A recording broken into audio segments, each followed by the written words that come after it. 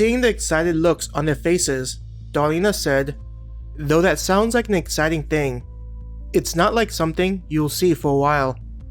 To forge such a powerful armor requires skills developed after making thousands of high-quality armor. I suspect that it'll be a few years before people are able to walk around without having to be afraid of modified humans." Claire felt depressed hearing Darlena's words that making such things was still a long ways away. "What about armor? That would give us a fighting chance," Hannah asked. Turning to a friend, Claire realized that she had misunderstood entirely what Darlena had said, and Hannah was hitting the nail on the hammer when it came to where they actually need to be. Looking at Darlena, Claire saw the robot happily smiling. "I'm glad you were able to spot my intentions," Darlena said, nodding. "Though we won't be seeing that level of armor for a while, it still wouldn't matter if it did exist." "Why wouldn't it matter?" Hannah asked. Sighing, Darlena explained, "Because no one would be able to wear it." The robot shrugged its shoulder as though it was something obvious. Before either Claire or Hannah could ask, it continued. "Imagine giving a child a powerful gun. Just because it exists, the child doesn't have the strength to use it effectively. The weapon is just too heavy. This is the same with the armor and weapons. The problem is just how little of the energy being absorbed into a person's body. Even in the other underground cities, there hasn't appeared someone with the necessary levels of energy. If they were to try and force it, they'd likely experience a backlash." Backlash? Claire felt a chill run through her body. "Are you saying that the weapon or armor would be like what happened to us?" She remembered the pain going through her body after eating the food.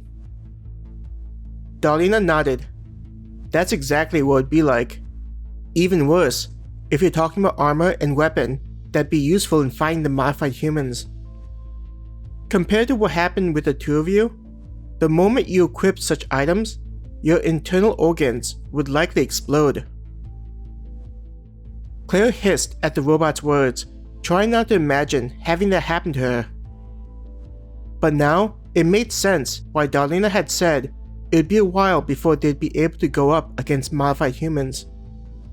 At the same time, it only reinforced how strong those monsters were that covered the Earth. "Aside from the modified humans, weren't there other creatures we need to worry about?" Claire asked the robot, feeling as though she forgot something. "The unexpected creatures are what you're thinking about," Darlena said. "I assume you're asking how powerful those things are?" Claire and Hannah nodded their heads.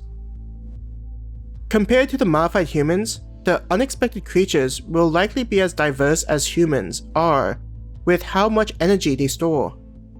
The problem is our lack of knowledge related to these things." Darlena shook its head slowly. Feeling like it was better to not waste any more time, Claire said, "How do we set up the place where we'll be making the items? And where do we go to get the materials?"